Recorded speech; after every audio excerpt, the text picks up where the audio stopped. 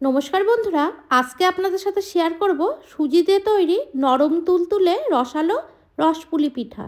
এই পিঠাগুলো তৈরি করা খুবই সহজ। একবার তৈরি করে খেলে এর স্বাদ কখনো ভুলতে পারবেন না।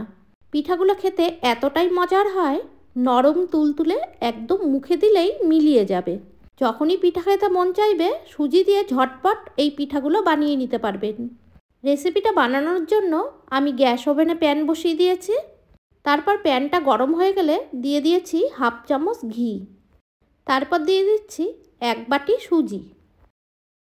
এবার সুজিটা 1 মিনিট হালকা করে ভেজে নেব। এই সময় গ্যাসের আঁচটা লো মিডিয়ামে রাখতে হবে আর সুজিটা অনবরত নাড়তে হবে। সুজিটা লাল লাল করে ভাজা যাবে না, একটু হালকা করে ভেজে নিতে হবে। সুজিটা ভাজা হয়ে গেছে। এবার দিয়ে দেব 2 বাটি লিকুইড দুধ। আমি যে বাটির মাপ করে 1 বাটি সুজি নিয়েছিলাম, সেই একই বাটির মাপ করে দিয়ে দিচ্ছি 2 বাটি লিকুইড দুধ। এই সময় গ্যাসের আঁচটা অফ করে তারপর দুধটা দিতে হবে আর অনবরত চামচ দিয়ে মেশাতে হবে। তোমরা দুধের পরিবর্তে জলও ব্যবহার করতে পারো। তারপর গ্যাসের আঁচটা লো মিডিয়ামে দিয়ে এইভাবে মেশাতে মেশাতে দেখবে একটা ডোয়ের আকারে তৈরি হয়ে গেছে। এবার সুজিটা নামিয়ে একটা ঢাকনি চাপা দিয়ে রেখে দিতে হবে। তারপর এইদিকে চিনির শিরাটা তৈরি করে নেব। প্যানে দিয়ে দিলাম 1 বাটি চিনি। তারপর দিয়ে দিচ্ছি 2 বাটি জল। এবার চিনির শিরাটা 3 মিনিট মতন খুব ভালো করে ফুটিয়ে নেব। সুন্দর একটা সেন্টের জন্য দিয়ে দিচ্ছি 3টে এলাচ ফাটিয়ে।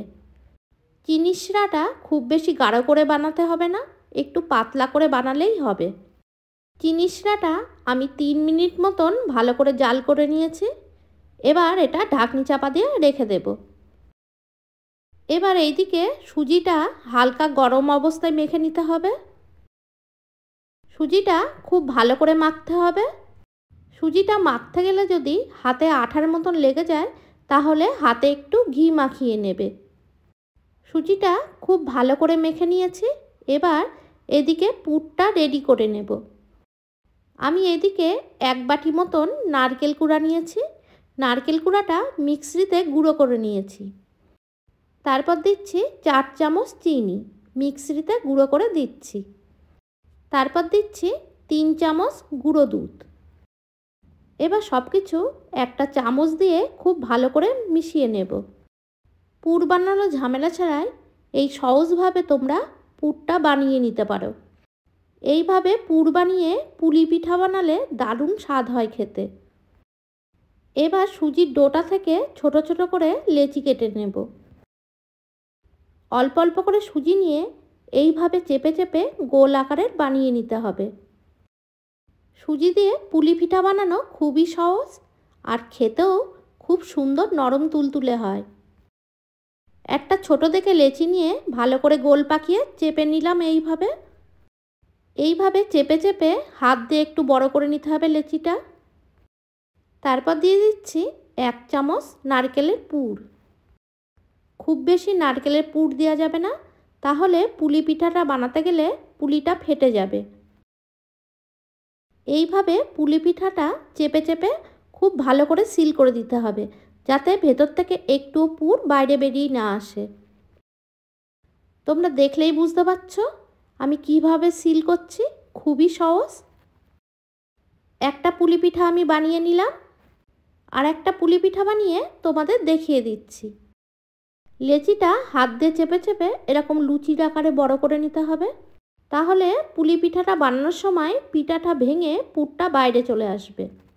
যে সকল বন্ধুরা আমার চ্যানেলে নতুন এসেছেন, আমার রেসিপিটা যদি ভালো লাগে তাহলে অবশ্যই আমার চ্যানেলটি সাবস্ক্রাইব করে দিয়ে পাশে থাকা বেল আইকনটি বাজিয়ে দেবেন।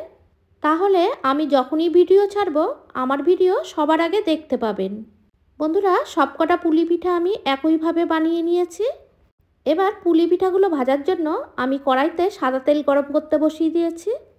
তেলটা খুব বেশি গরম করা যাবে না, তেলটা হালকা গরম হলে এক একটা করে পুলি পিঠাগুলো দিয়ে দিতে হবে।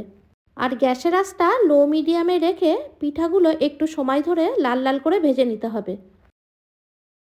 পিঠাগুলো একটু হালকা হাতে উল্টাতে হবে, নয়তো পিঠাগুলো ভেঙে যাবে। এইভাবে পুলি পিঠাগুলো 2-3 বার উল্টে পাল্টে লাল লাল করে ভেজে নিতে হবে। পিঠাগুলো ভাজা হয়ে গেছে। পিঠাগুলো যখন ভাজতে ভাজতে এরকম লাল কালার হয়ে যাবে, তখন পিঠাগুলো তুলে নিতে হবে। বন্ধুরা, এই পিঠাগুলো আপনারা এইভাবে ভেজেও খেতে পারেন। খুব সুন্দর মুচমুচে হয় এই পিঠাগুলো। আপনারা পিঠাগুলো দেখলেই বুঝতে পারছেন খুব সুন্দর মুচমুচে পিঠাগুলো। বন্ধুরা, সবকটা পুলি পিঠা আমি একইভাবে ভেজে নিয়েছি। এবার এই পিঠাগুলো সাথে সাথে গরম চিনির শিরার মধ্যে দিয়ে দেব। চিনির শিরাটা ঠান্ডা হয়ে গেছিলো, তাই আমি গরম করে নিয়েছি। সবকটা পিঠা আমি চিনির শিরার মধ্যে দিয়ে দিয়েছি। এবার প্যানটা এইভাবে হাত দিয়ে একটু নাড়াচাড়া করে দিতে হবে, যাতে চিনির শিরাটা খুব ভালোভাবে সবকটা পিঠার মধ্যে ঢুকে যায়। এবার ঢাকনি চাপা দিয়ে পিঠাগুলো 15 মিনিট রেখে দেব। তার মধ্যে পিঠাগুলো একবার উল্টে দেব। 15 মিনিট পর তোমরা দেখলেই বুঝতে পারছো পিঠাগুলো সব রসটা টেনে নিয়েছে। এবার তোমাদের পরিবেশন করে দেখাচ্ছি। বন্ধুরা, এইভাবে একবার সুজির পিঠা বানিয়ে খেয়ে দেখবেন, এর স্বাদ কখনো ভুলতে পারবেন না। এই পিঠাটা বানিয়ে আপনি যাকে খাওয়াবেন সেই আপনার প্রশংসা করবে আর জানতে চাইবে এই রেসিপিটা কিভাবে তৈরি করলেন। আজকে তাহলে আসি বন্ধুরা, সবাই ভালো থাকবেন।